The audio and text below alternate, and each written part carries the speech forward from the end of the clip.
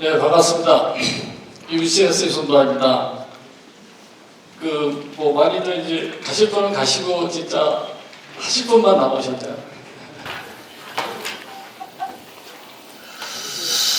예, 저는 이제 마지막 시간으로서 좀 정리를 해드리려고 합니다.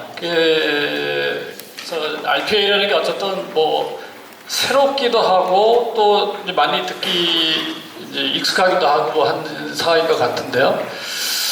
제가 오늘 발표할 주제는 첫 번째는 서비스 팩토리에 대해서 얘기를 하고 싶어요.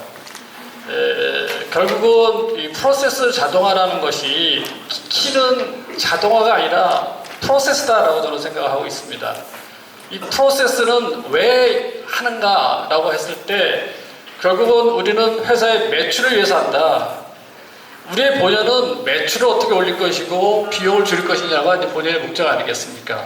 그러니까 RPA를 너무 기술적으로 접근하지 말고 우리가 어떻게 비즈니스에 활용할 것인가의 측면에서 설명을 좀 드리도록 하겠습니다. 그런 의미에서 첫 번째 주제는 서비스 팩토리라고 하는 새로운 개념을 저희가 만든 개념인데요. 그걸 소개시켜 드리고, 두 번째 what to do, 뭘 해야 될 거냐 RPA를 도입하는 것도 있지만 프로세스 혁신하고 같이 가져야만 해야 되겠다. 앞 세션에서도 많은 얘기를 프로세스 관련된 얘기하셨는데 프로세스와 융합된 방법론, 그래서 Lean RPA라는 개념을 말씀을 좀 드리고 싶고요. 세 번째 how to do, 우리가 그럼 어떻게 시작을 해야 되겠는가. 대부분이 RPA를 프로젝트로 하십니다. 그래서 이거를 10개의 프로세스를 3달 안에 해주세요. 이렇게 나와요. 이거는 저는 올바른, 우리가 한번 다시 생각을 해봐야 되겠다. 이거는 프로젝트가 아니라 전이다. 이제부터 우리가 로봇과 같이 일할 수 있는 시작이기 때문에 프로젝트로 원타임으로 4개월하고 끝나는 게 아니라는 거죠. 그러면 여행을 가려면 우리가 어떻게 준비할 거냐에 대한 이슈가 있다는 거죠, 사실은. 그래서 그 3가지 주제에 대해서 설명을 드리도록 하겠습니다. 저희 회사는 큰 회사가 아니다 보니까 잘 알려져 있지 않아요. 그래서 제가 자자 설명을 드리면 저희는 한 15년 정도 CRM하고 익스프레스 매니지먼트 컨설팅하고 솔저를 그동안에 해왔습니다. 저희가 했던 부분들은 그동안에 익스프레스 매니지먼트, 4차 산업혁명하면서 고객 경험 관리 어떻게 할 거냐에 대한 부분들을 제가 2007년도부터 했고요. 프로세스 쪽의 이 부분이나 또 어플리케이션 쪽을 그동안에 해왔습니다. 근데 최근에 작년부터 이제 디지털 트랜스포메이션 하면서 이 디지털 트랜스포메이션에 대한 솔루션들이 필요하겠다 해서 저희는 이쪽의 솔루션을 가지고 있지는 않고 이 RPA나 또는 빅데이터나 머신러닝 쪽은 이제 컨설팅 베이스로 진행을 하고 있습니다. 오늘 제가 전달해 드릴 내용은 저희가 RPA 대중화, 보급화에 나가야 되겠다는 생각으로 나왔고요. 그래서 이 RPA 여러분들의 고민은 솔루션을 뭐를 구매해야 되느냐라는 고민부터 시작할 거예요. 그 다음에 이거를 어떻게 개발하고 개발자를 양성할 거냐에 대한 문제, 이거를 운영 관리하려면 이거 어떻게 지원을 받아야 되고 어떤 식으로 관리 체계를 만들어야 될 거냐는 문제, 그 다음에 궁극적으로는 우리가 프로세스 이노베이션, 그래서 결국 회사의 가치를 어떻게 높일 것이냐는 문제가 대두될 겁니다. 그래서 저희가 주로 RPA에서 포지션하고자 하는 분야는 RPA에 대한 전문 교육 기관으로 가겠다. 그 다음에 여러분들의 프로세스를 제대로 갈 수 있는 컨설팅 비즈니스를 도와드려야 되겠다는 생각을 가지고 있습니다. 첫 번째 주제는 어느 회사나 사실 어떤 기술이 나오든 빅데이터든 인공지능이든 RPA든 간에 이거는 기술입니다. 이거는 기술이지 우리가 기술을 따라가야 될 이유가 있느냐는 거죠. 우리는 업을 하는 사람들이잖아요. 우리 회사의 업무에 저게 뭐가 도움이 될 거냐만 고민하면 된다는 거죠. 인공지능이 우리 회사에 뭐가 도움이 되냐를 따져야지 인공지능 자체를 우리가 잘하려고 고민을 해야 될 이유가 없다고 저는 보는 거죠. 그래서 어느 회사나 미션은 어떻게 고객의 이탈을 방지할 거냐, LTV를 높일 거냐, 그 다음에 시장을 확대할 거냐, 비용을 줄일 거냐, 딱 이 3대 삼가 목표를 가지고 있죠. 근데 고객을 유지하는 쪽에서는 우리가 가지고 있는 지금의 기술이든 솔루션은 CRM이나 익스피리언스 매니저밖에 없다고 저는 생각합니다. 두 번째로 시장을 확대를 어떻게 해야 될 거냐의 고민은 디지털 트랜스포메이션을 고민하셔야 되고요. 그 다음에 효율성 개선, 어떻게 비용을 줄일 거냐는 다분히 RPA입니다. 이 RPA 부분은 리서치 회사에서도 많이 나오지만 2019년도에 비용을 줄일 수 있는 가장 1순위는 무조건 RPA입니다.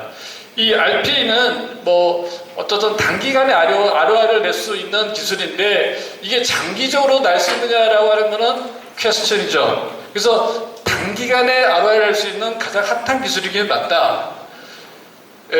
RPA가 도대체 아까도 질문에 나왔던데요. 도대체 어떻게 해서 나온 거냐라는 얘기를 이제 많이들 하게 돼요.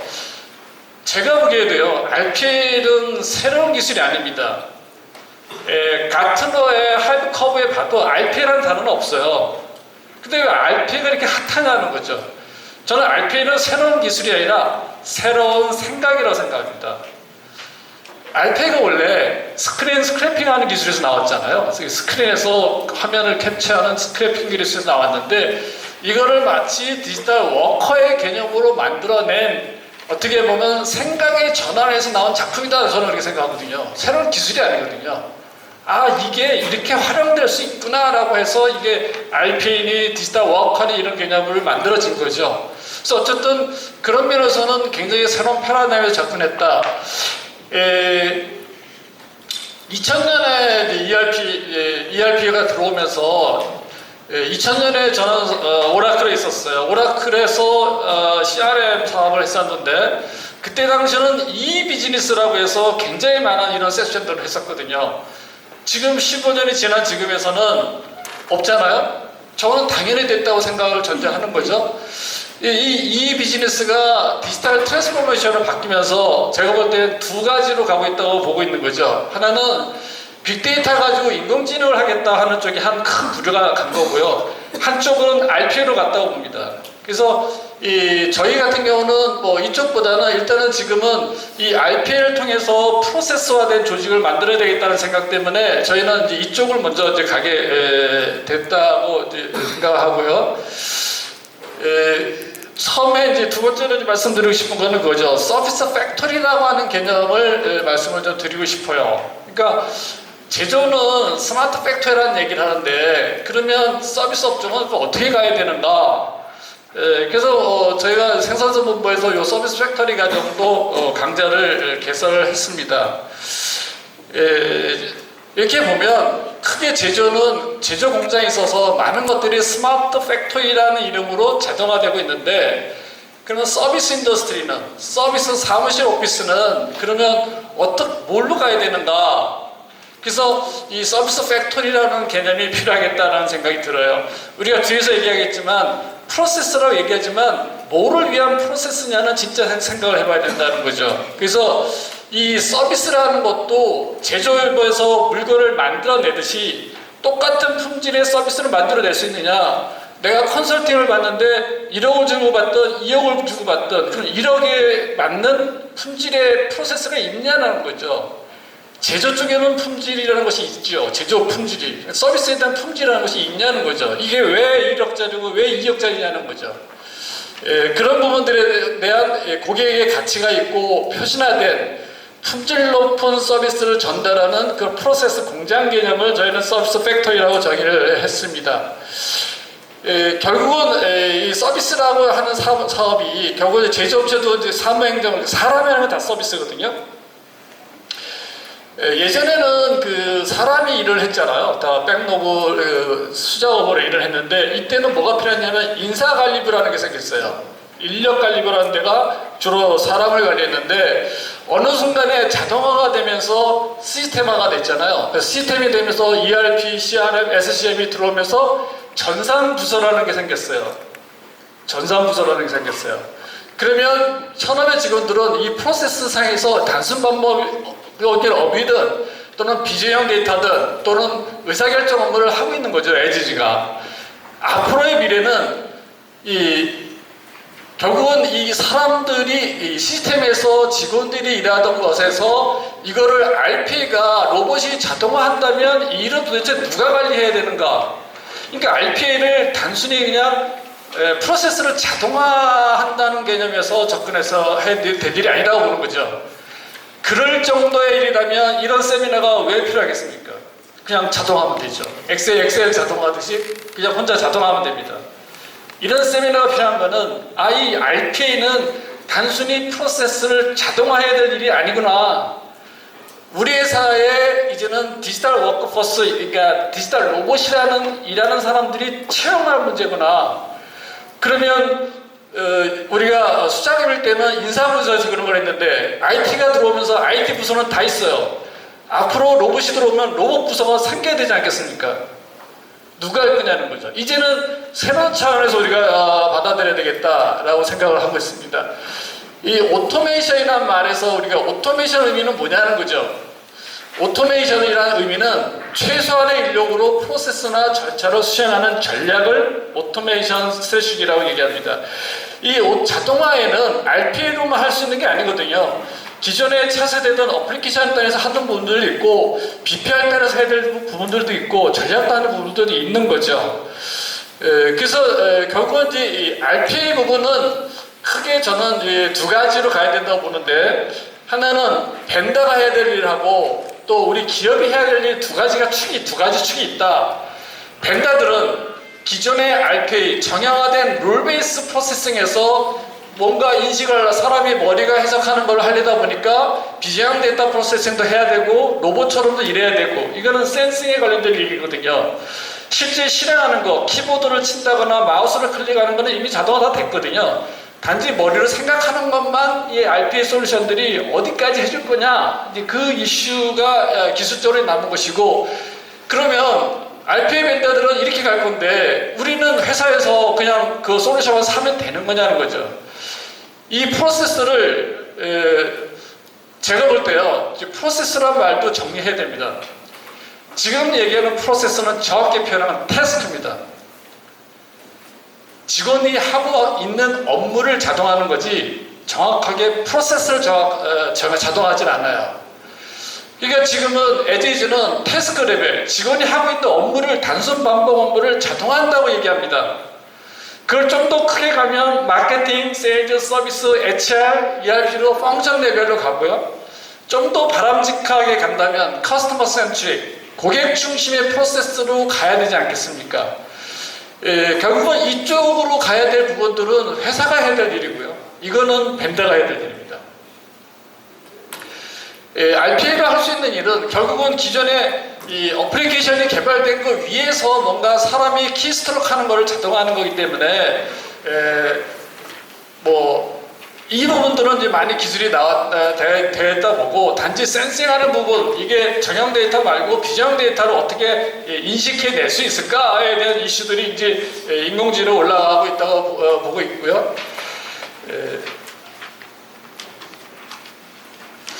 그래서 RPA 도입에 대한 성과는 넘어가겠습니다. 앞에서 다 얘기를 하셨기 때문에. 근데 여기서 한 가지만 말씀을 드리면, 우리 회사가 RPA를 도입하는 목적이 뭐냐는 정하셔야 된다는 거죠. 이게 24시간 근무를 서비스를 하기 위해서 우리가 RPA를 하는 것이냐, 인건비를 줄이려고 하는 것이냐, 그죠? 아니면 이 규정 컴플라이언스를, 기기는 컴플라이언스를 지키잖아요. 컴플라이언스를 지키는 업무에 이거를 적용하려고 하는 거에 목적이 명확해야 된다는 거죠. 그냥 자동화한다는 건 너무 막연해요. 우리가 이걸 통해서 어떤 거를 목표로 가지고 있느냐 하는 거는 명확하게 정해야 되겠다. 성공 사례도 국내 성공 사례하고 외국 성공 사례 이렇게 보다 보면, 국내 성공 사례는 굉장히 테스트 레벨의 얘기입니다. 어떤 반복 업무를 몇 대는 몇 시간을 줄였다, 이런 얘기들이에요. 대부분이. 외국의 성공 사례는 회사 전사적으로 이걸 어떻게 디지털 워크포스를 도입해서 성과를 냈다, 이런 사례들이에요. 그래서 저는 우리나라도 이제는 전사 레벨에서, 진짜 프로세스 레벨에서 엔드 투 엔드의 프로세스를 얘기합니다. 거기서 성공 사례들이 나와야 되지 않느냐라고 이제 보고 있습니다. RPA 함정. RPA가 다 좋다고 얘기를 하는데 한정이 있습니다. 결론적으로요, RPA는 진통제입니다. 보약이 아닙니다. 진통제라는 거는 지금 여기가 아프니까 빨리 먹으면 낫는 거예요.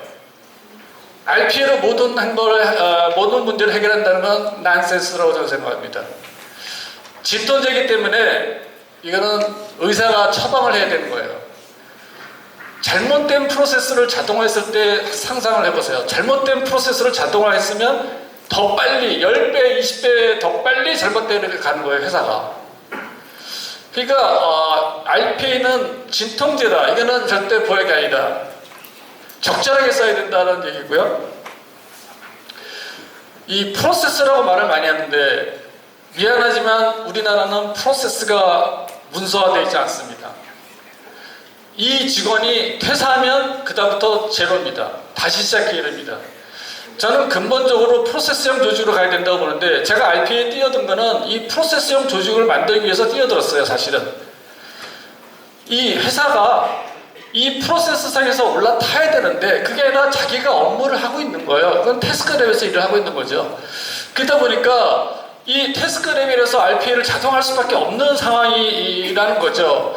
그래서 이제 되게 RPA 실패 사례를 보면 프로세스가 없다라는 거하고 비효율적인 프로세스를 자동화했을 때의 문제점을 굉장히 얘기를 많이 하고 있습니다.